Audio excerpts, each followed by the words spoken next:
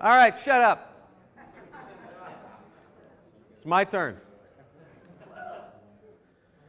So this presentation is called The New Hotness, how we use all these things to make an accessibility testing API.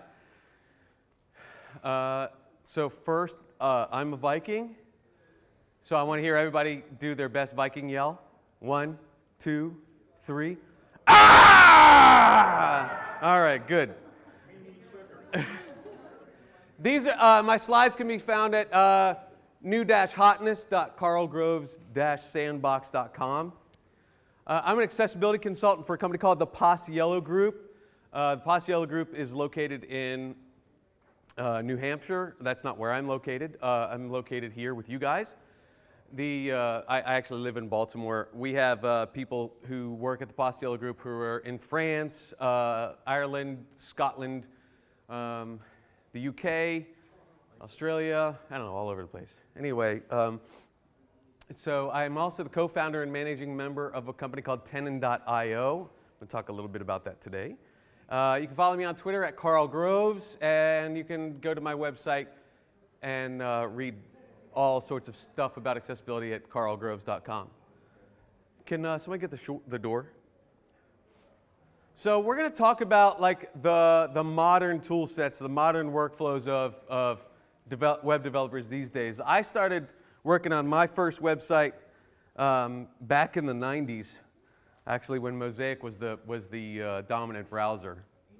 And compared to the tools today compared to the stuff then, it's absolutely incredible. And we're going to be talking about all sorts of things that can make our workflows a lot more efficient and increase the quality.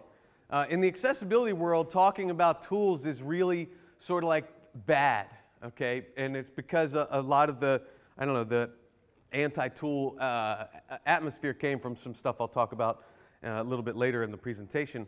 But for me, I like to think of two things as being contributors to the human race's evolution to the dominant species on the planet. Okay, that's the creation of tools and the discovery of fire. Right, with fire, we could then increase our intake of protein. It made the actual protein easier to eat when we cooked it. And the tools that we invented, the very first tools that anthropologists have discovered were primarily, they think, used for scraping the fur off the animals that they killed so they could cook it. And so tools are really great, right? Everything that's around us right now was created by tools. I mean, I don't see any trees, right?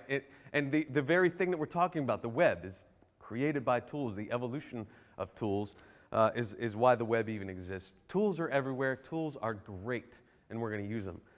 So I'm going to talk about stuff like project boilerplates and scaffolding. I'll talk about templating. I'll talk about server-side and client-side frameworks, version control, unit testing, task automation, and automated build and deploys. Obviously, I'm not going to be talking about all of these things in the hour that we have with each other. There's not going to be a ton of detail here, but we are going to cover them. So one of the very first and most easy to understand tools that we have available to us now are things like boilerplates, right? We saw some of this stuff really early on with templates, and now you can just go ahead and grab your HTML5 boilerplate at the website for the HTML5 boilerplate.com, and you can go there, you can download it, or you can even create a custom build. And if you create your custom build, you'll be able to include stuff like the latest versions of jQuery and a standard favicon and all sorts of other stuff. As a matter of fact, there's also lots of additional resources that you can get to when you go there, and this will be relevant to the guy I was talking to in the front here. There's some additional items here you can grab. You can actually grab some of the other, Jesus. Anyway, these guys include stuff like Apache config files that you can download as part of their work, and Nginx config files and stuff like that. And then, of course, there's an even better, project scaffolding tool called Yeoman. Yeoman is phenomenal. I'll touch a little bit more on Yeoman later in the context of grunt and gulp and stuff. But Yeoman, you can grab Yeoman generators for all sorts of projects. So, for instance, the guy that was just speaking in this room was talking about Chromecast.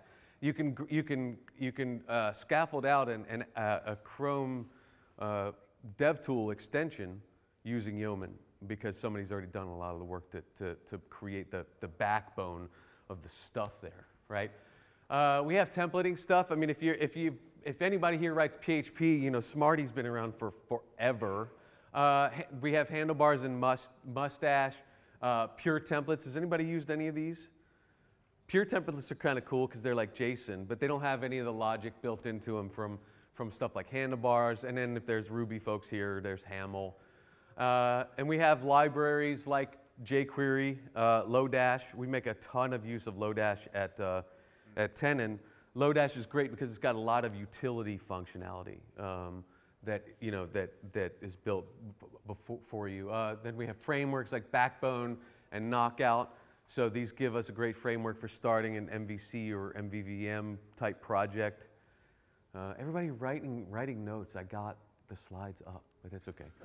And then version control. I didn't link these two. If you've used them, you'll know why. And then of course there's Git, and that can help you do version control. And we didn't have this stuff when I started working on web stuff. We had CVS, which I'm happy to have survived that era in my life without jumping out a window. Another thing that the web has that we didn't have when I first started that regular software devs had is unit testing. And so now we have all sorts of awesome stuff like QUnit and Jasmine and Mocha and Chai and PHP Unit and JUnit and Behat and Node Unit. And these are all really awesome unit testing frameworks that you're an idiot not to use. I'm going to demonstrate some of these later, so don't worry about writing everything down. And then there's all sorts of products out there that can let us do automated build and deploy of our projects. So we can run something like Travis CI, Bamboo, or Worker to automatically build and deploy our stuff so that, you know, if you're using FTP for, well, anything, you really shouldn't be, because these tools exist out here to do all sorts of great stuff to make sure that before you launch, you're not launching broken stuff. And then there's task automation like Grunt and Gulp. And unfortunately, these things all exist and are great for front-end developers, and the accessibility community is totally and completely left behind. They've left themselves behind, in my opinion, because they don't take advantage of some of this stuff. And I've been talking about this for a while, mainly in terms of the fact that we aren't taking advantage of the increased level of efficiency that we get. So, for instance, with Gulp and Grunt, I can do all sorts of great stuff like automatically minimizing my JavaScript and my CSS files. I can compile my SAS files. I can lint my code. I can even do my unit testing directly from a task in Grunt. And the accessibility people, they just want to come along behind and sort of try to make it look like they're doing something great and efficient when they're not. This is, for those who can't see, this is a picture of a cardboard cutout of a Ferrari Testarossa on something else. So it's separate and unequal. The methodologies behind accessibility testing these days is really nowhere near on par with the regular software unit testing and acceptance testing methodologies. I want to give you some history as to why this is. So when we talk about accessibility and we talk about some of the challenges people face, the challenges that people face from an accessibility standpoint are based upon the UI and the objects that are presented on screen in the UI and the relationships between those things. Back in the day, a long time ago, when people were just interacting with the terminal, creating a tool that would read out the content on the screen is really trivial, right? You just take this information that's going to standard output and you shoot it through the speakers instead of the screen. But when Windows came around, and especially with Windows 95 and the real huge proliferation of computers, the personal computers that was spawned from Windows 95, now we had a GUI to interact with. And now people who couldn't see it, who couldn't see where the stuff was on the screen, had a huge problem. What the hell am I supposed to click on, right? What is this thing that I'm clicking on, and how am I supposed to interact with it? It's a completely different paradigm. And so, and that was even made worse for users. Those users were even left further behind when we started to see the web get really, really popular. Now everything was on the web. And now we really have a problem. And so accessibility advocates were there sort of in the early days of the web.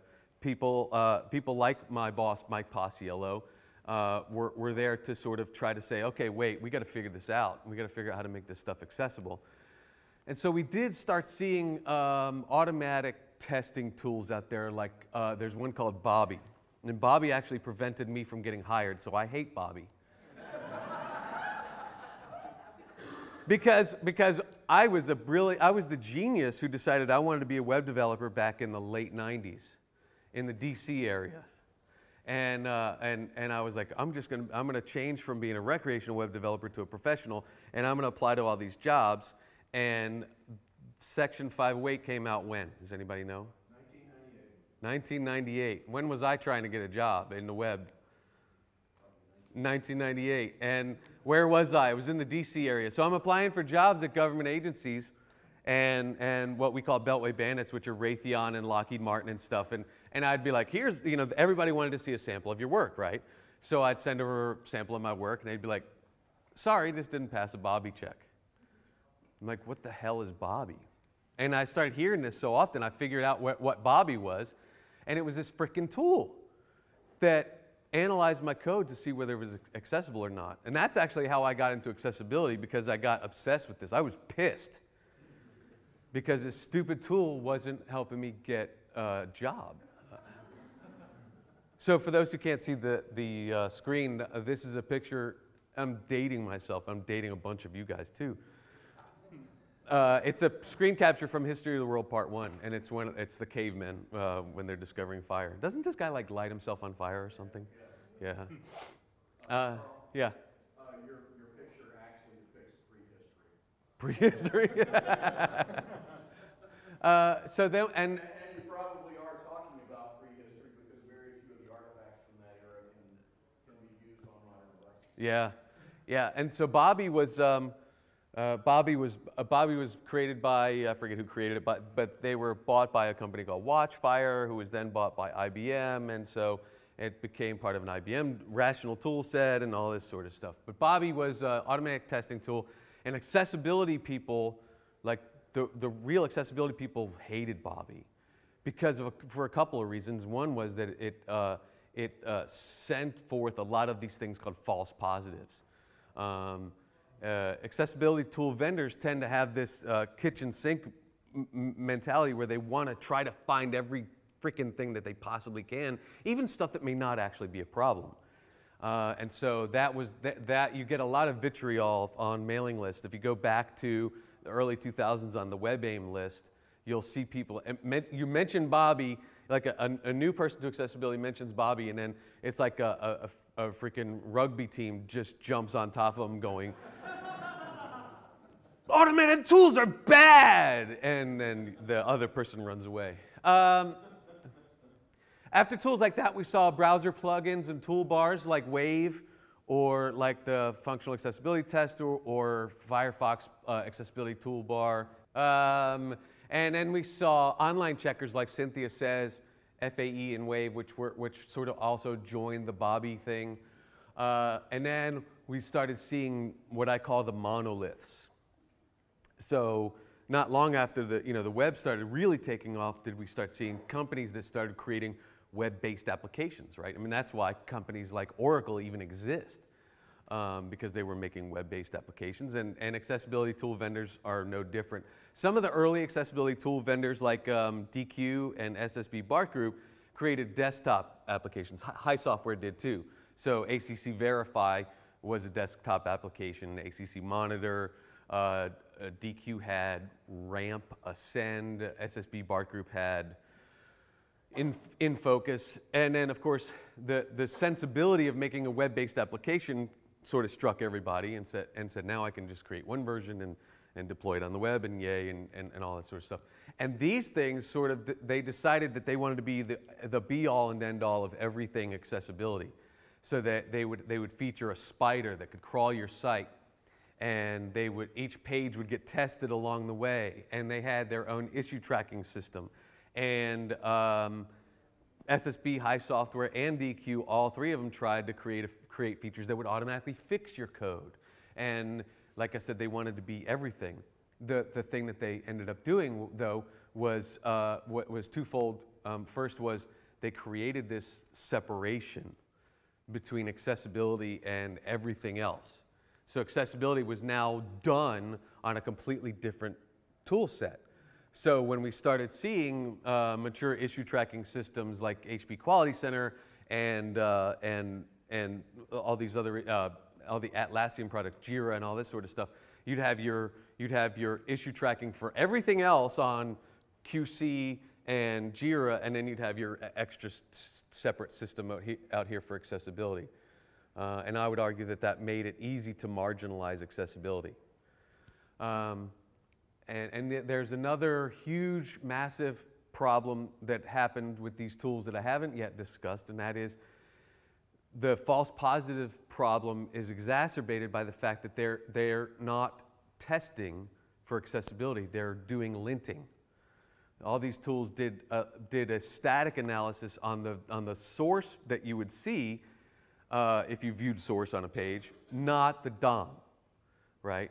So Section 508 happened to come out in 1998, but Section 508 and the work on WCAG 1 was started much earlier in the 90s, and there was an admonition in 508 that basically says you can't use JavaScript. And that's not really what it says, but that's what it means. Because this was before the days of DOM rendering of assistive technologies. And so they were just like, fuck it, don't use JavaScript. And that was the admonition. But when we started seeing DOM rendering in assistive technologies, that was no longer a problem, really. I mean, obviously it's a problem if you write shitty JavaScript, but it's not now. You can't just say don't use JavaScript, because the fact is everybody uses JavaScript. JavaScript is awesome, and you should be allowed to use it. But now how do you test for it?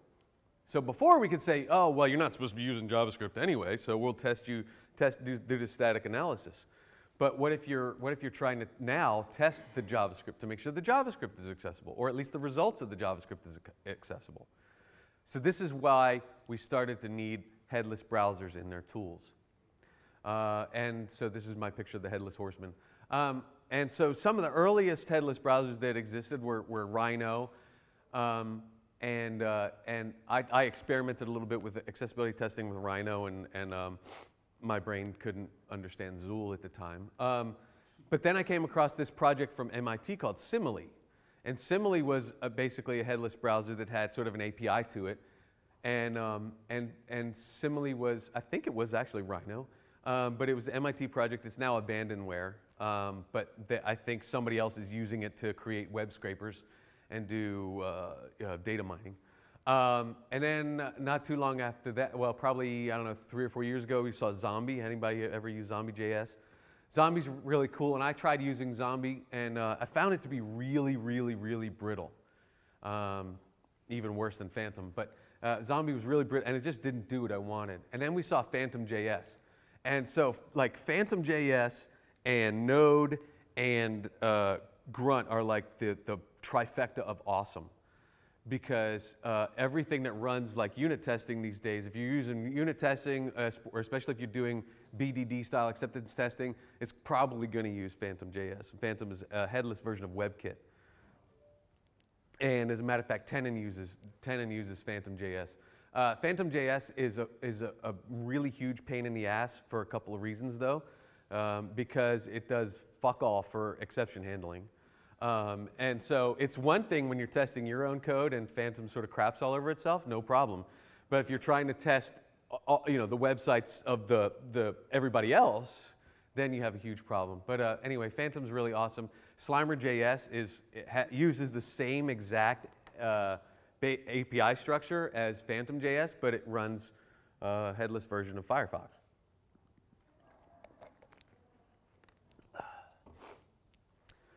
But so ultimately, we have these monolithic tools, right? These be-all, end-all tools that are out there that want to be our issue tracker and our accessibility testing tool and all that sort of stuff. And that creates this, as I was referring to, this separation between accessibility and everything else. So accessibility is a thing that we do after the fact. You know, going back to my picture of the cardboard Ferrari Testarossa. That's where accessibility comes in. They're like, okay, all your development's done. Now we're going to poke it with world space or AMP. Great. You know, like, what are you going to do? The train on that inaccessible code's already left the station, right? You're doing accessibility after the fact, and you're not going to get that train to turn around. The track doesn't go in two directions, right? The train is left, and you're not pulling it back. So this is why I wanted to talk about doing integration and not separation. When I talk about integration, what I'm really talking about is I don't want accessibility or the accessibility tool to be a completely separate tool, right? So if you're doing, so if you've chosen your unit test framework to be QUnit, then I want you to be able to use QUnit for all your testing. Or if it's Mocha or whatever, or as a matter of fact, I like to use Karma, which lets me use Mocha and Chai and all that. But I want it to be, whatever you're doing, I want it to be part of that, okay? Whatever you're using for any of that stuff, I want it to be part of that. I want to also get into the development cycle early, okay? If you read about accessibility and project management, you'll hear people talk about, well, we need accessibility touch points. And we want our touch points in, the procurement phase, and we want our touch points in the requirements phase, and we want our touch points in the design phase and all that other stuff. And that's great, right? Because in effective project management, that's what you want, especially if you're waterfall. But the problem is that especially sort of in that waterfall model, you have this touch point at the end of each milestone. So great. So now what? So we're at the end of this milestone. We want to get to our next milestone. Now what the hell do we do if we've discovered everything's inaccessible? Even in an agile workshop, what you're talking about is you're going to have the QA testers do the accessibility testing after the code's checked in, right? So that's the last part of our sprint, is having the QA people poke at it or something like that. No! In agile, we want people testing their own work, right? So our definition of done is all tests passed and all code checked in, right? So where do we put the accessibility? When the developer's doing the testing. So we want to become part of the existing processes, whatever that looks like. And the thing is, with an external accessibility testing tool, what ends up happening is that it's oh shit, we don't have time for that. We're going to do that later, or something like that. And so it becomes a separate process or an additional step in the process and not part of the process. So we want to work within any existing automation, any existing test methodologies, any unit testing frameworks. If we're doing BDD, if we're doing Selenium testing on nightly builds, whatever that looks like, we want to be able to do that. So that's why I came up with Tenon. It's kind of, I wanted a woodworking image, but then I saw this. Does anybody know what this is? Rotary engine. The Wankel rotary engine. Right. So our, huh? Yeah. Probably before my time, Cliff. Sorry. But I chose the Wankel image because of the fact that it does the exact same thing, right? We have our 4-cycle ignition process, only no pistons. We have this big rotor crazy thing, and as it turns, it compresses, and then the compressed gas is fired, and then it's ejected, and I forgot about the intake cycle, but whatever. And so that's what I like about the image, is it's talking about doing the exact same thing, just in a different way. So here's an example of what Tenon does, and as a matter of fact, I'm gonna skip the slides now and just go into what we do. So Tenon is an API, right? So at its root, it's actually got a command line interface, and I can go Tenon bigger font. Tenon HTTP Amazon, right? And the Tenon service is grabbed. I pass a bunch of options. I inject a bunch of scripts into the page, and I get a JSON response, which is really terribly useless when you're looking at the command line, right? Because that's like, great, now what do I do? It tells you how many errors and all that stuff that you have. But the possibilities here are limitless now. Because all I'm doing is I'm sending over a request of the page I want to test, and I get the response. Now what can I do with that? Well, I can make a web application out of it. So I can do, so here's the Tenon public testing page. I can either enter source, or I can enter a website URL. So,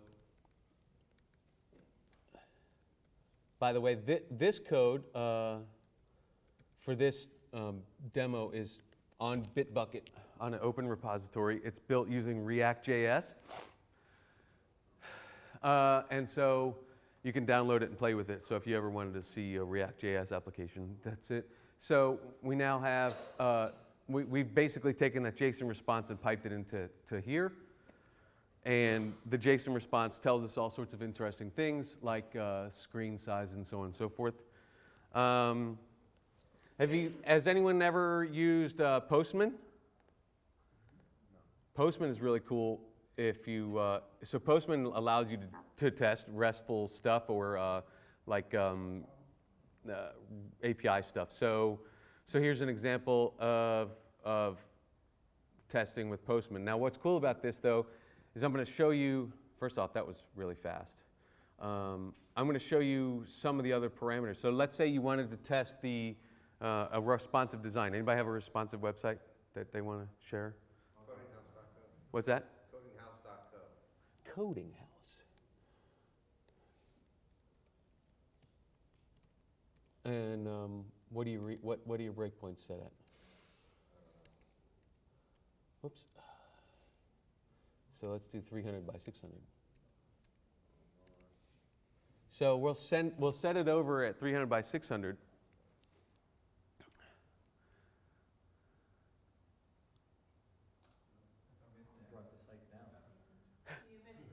So many problems on the site that we're just waiting and waiting. There we go. Nope. So let's see here. So here's our viewport. It gets returned to us, and we see how many issues we have. So let's see how many we have. At the bottom of the response is going to have our issue counts. Let's see, status. Density, errors, so we have total errors 29, total issues 47, total warnings 18. So let's go back and test it at 1024 by 768. Whoops.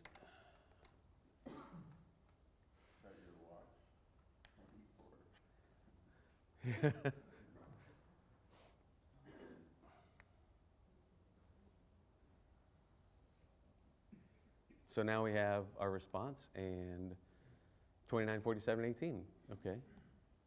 Let's do, so this is one, flysfo.com.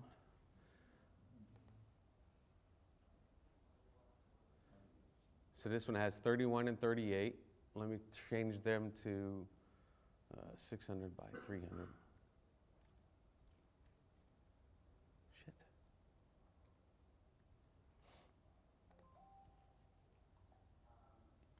19 and 18. So something happened in their responsive design that is, they basically hid stuff that had accessibility problems on the desktop view.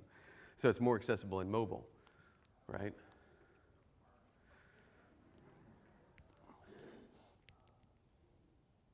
Now some of the other things that we can do is, Now, Karl, that's not necessarily more accessible, right? It's just fewer problems that can be detected automatically. yes, that's true. And that's an important distinction. What Cliff is referring to is that just because you have fewer automatically testable errors does not always correlate to a more accessible experience. But now there's lots of other opportunities for something like this. So Dirk is going to give a presentation on extending making stuff in your browser. So I'm going to corner him later and ask him to work with me on a Chrome DevTools extension. But this is a picture of Chris Pedrick's Web Accessibility Toolbar. So you can add Tenon to that, and then Tenon, you click on that, and it'll post right over to the Tenon web service. So it's integrated into the Web Developer Toolbar. Or you can do, so this is something that I worked on last night. So this is called Tenon As You Browse. Let's see.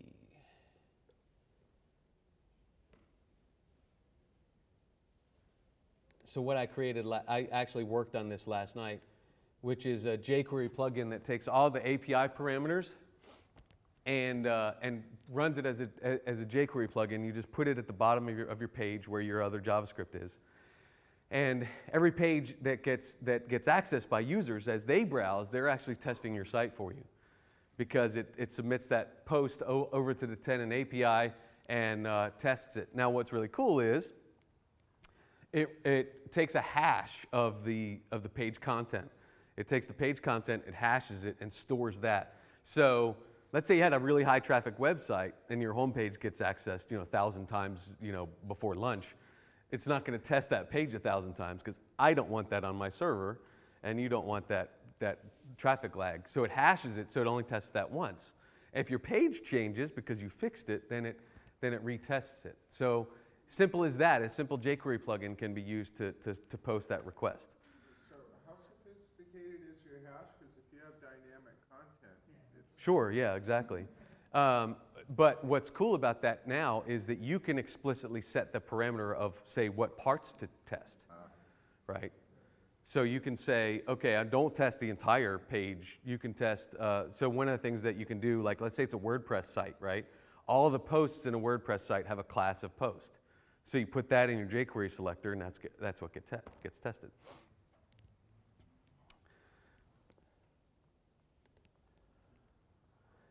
So here's another thing. We can do a grunt plugin.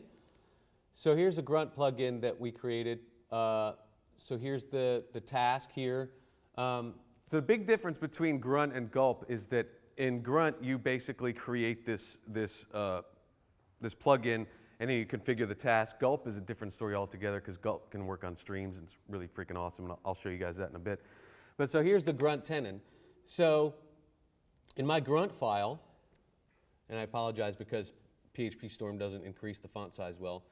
But what we have here is in our Tenon task, I'm going to have it test all of the items in there in the static directory. So all my static pages are in that directory. I'm also going to have it pass a URL here. I'm going to test Amazon.com, and I have a timeout for an absurdly long amount of time. But I can, so imagine this, that we're a standard developer workflow, right? We have a grunt task set up to lint, to run JSHint, JSLint, JSCS, whatever you have. You can even set it up as a watch task. And now I can just run grunt tenon, and it's going to go to it's going to go against the server. What's that? Oh, in PHP Storm. Yeah. Check you out. Where's terminal at?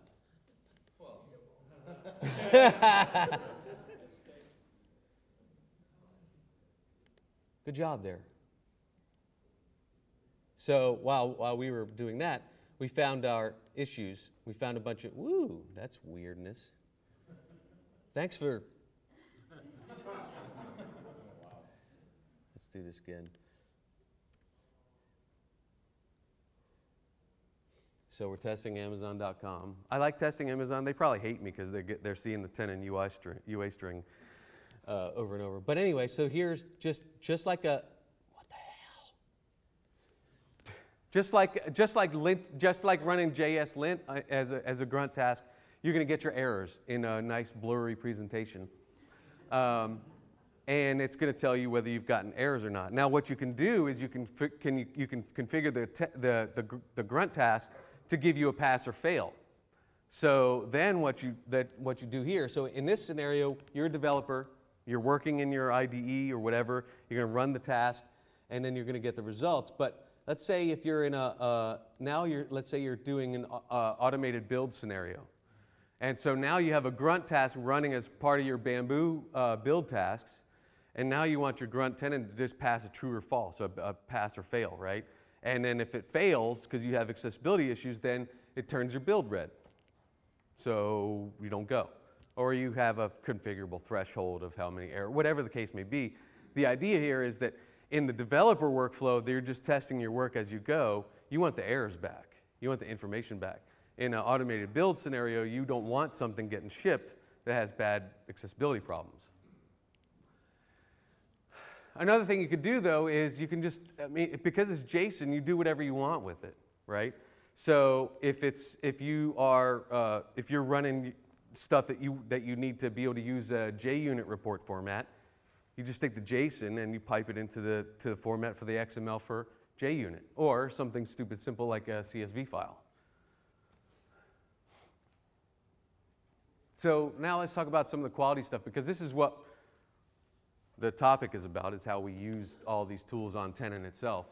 So this is, any PHP people here? So this is Codeception. This is a GIF that I stole off the Codeception site. So we use, because the UI on Tenon is PHP, we use Codeception for all of our tests. And the cool thing about Codeception is it allows us to do both TDD and BDD. So I can do testing on whether or not the API is actually returning the information that I want. And I can also do BDD to make sure that, that the actual workflows work. So here's a GIF that shows all those things happening. And then we unit test the API itself to make sure that it's running everything. So a basic example here, we're running node unit. We're testing the command line bit here, and we're actually doing all the unit tests here, and we run 67 tests to make sure that the API is actually returning the stuff that we need, and it calculates all of those things like the number of issues and all that sort of stuff. We use Worker for our builds. Anybody seen Worker before? Anybody use Travis? Okay, Bamboo. Same sort of principle, right? It's the same sort of principle. You set up your tasks and it goes through it. And so each of our projects has their own Worker build system, build script in place, and it runs all of our unit tests and all that sort of stuff. So whenever we commit to master, it runs through these tasks and pushes it if it's good, and it dumps it if it isn't. And then here's the other big deal. Let's see, how many slides I got? Okay, so I'm going to show you guys two more things. In the UI, has anybody ever used browser sync? Who said that? Of course. Dirk. So we switched from all of our projects. So we have at Tenon we have about, I don't know, 7 different repos for some of the different bits and pieces.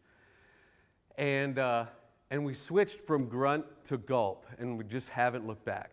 The difference that people talk about between grunt and gulp is configuration versus actually writing the functionality. Basically, you can create all your functionality using gulp, and it's right there for you. And we switched right to gulp, and I'm not looking back. But one of the cool things I really like about one of the things that we built in is browser sync. So I'm going to go to I'm going to type in gulp watch. So gulp watch is a lot like grunt watch in that it will watch for files that have changed, and it will spit out a PHP error. But that's actually because browser sync is lagging somehow.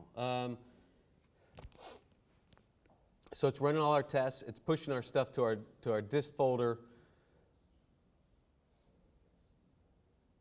All right. So now I should be able to go back to localhost 3000. There we go. So this is the big. So this is where we saw it goes to localhost 3000 is where browser sync wants to launch the site. So I'm going to put this in Safari. I have it in Chrome, and I'm going to put it in Firefox. So what's great about Browser Sync is you can test all your work in different browsers as you're working. So as a watch task, it's going to go ahead and do the watching. So I'm going to go down here to my SAS folder. And let's see, I'm going to go to styles.scss. And what I'm going to do is I'm going to put a border around body.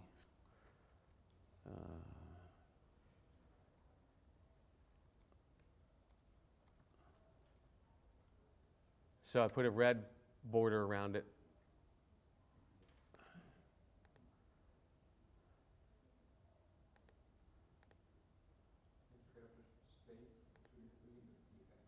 What? Oh.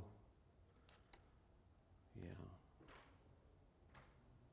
So there we saw that it injected the newly compiled CSS file to Chrome and to Safari and to Firefox. I love Browser Sync for that. You could, they also offer the ability for you to not use localhost, but use another IP that you can then test stuff with. So that's really awesome.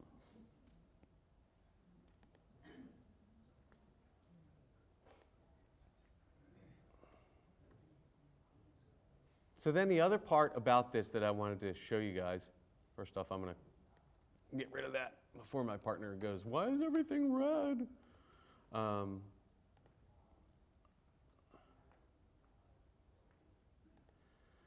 So I mentioned unit testing before, and we use Karma because it allows us to use a couple of different frameworks for our testing. And so we can use Karma for both TDD and BDD. And one of the things that we do is before we get a test, before we push a test out live to be testing against other people's stuff, we want to unit test our test. So it's like Inception, right? Because we're testing the tests. We're unit testing the tests that test other people's stuff. And what I love about this, though, what's really great about this approach is that now it lets us do this sort of, I guess, live debugging, right? So unit testing is one thing. Unit testing is great for especially test-driven development where you're going to write your test, it's going to fail automatically, and then you're going to fix your code so that it passes. That's like the big mantra of TDD. But what else is really cool is now you know, okay, this is performing at least how I wrote my test. And then if the time comes that something happens and you're like, yeah, that's really not meeting user expectations, you just fix your code and retest it. You know, you adjust your test, you fix the code, and so on and so forth. So we had an issue not too long ago with this one, which is what I call TID 73, and 73 is our accessibility test for stupid link text, right? And stupid link text is stuff like click here, more, read more, all that sort of stuff. And so we have, let's see, click here, read more, learn more, continue, go, continue reading, view more, view less, all that sort of stuff. And we had a problem where accessibility people will tell me that, and something we didn't think of at the time, is that the accessible name for a link is derived from the text within the link. If the link only consists of an image, the accessible name is calculated by the AT as being the alt attribute. So we came out with our private beta and immediately had people saying, hey, wait a minute, I have an image link that has this, that's not getting caught.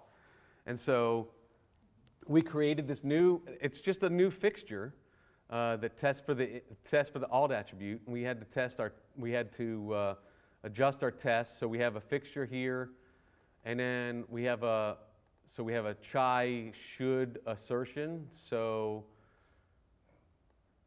it says, and sorry for those of you who can't see it. So elements.length should equal 73. And so we just adjusted the test, and now I can run npm test,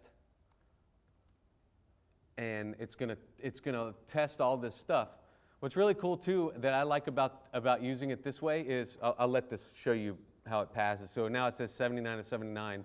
The other cool part about this is that it opens an instance of Chrome, and if you click on the debug and then you go to your console, you'll get an actual test-by-test feedback on in the console. It logs the console each one of these. So TID success 73, unhelpful link text found, and then we unit test this thing, which we had to create, which we call A11Y visible.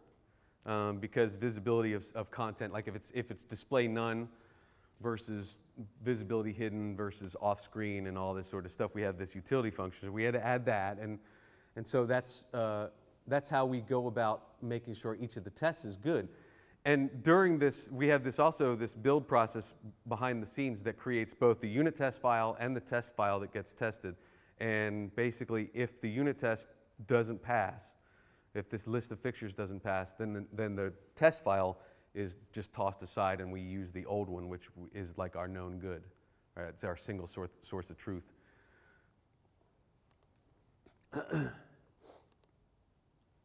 So that's it. Thank you very much. I have Tenon stickers up here if you're like the laptop sticker kind of person. I have a bunch of them, so come get them. All right, thank you.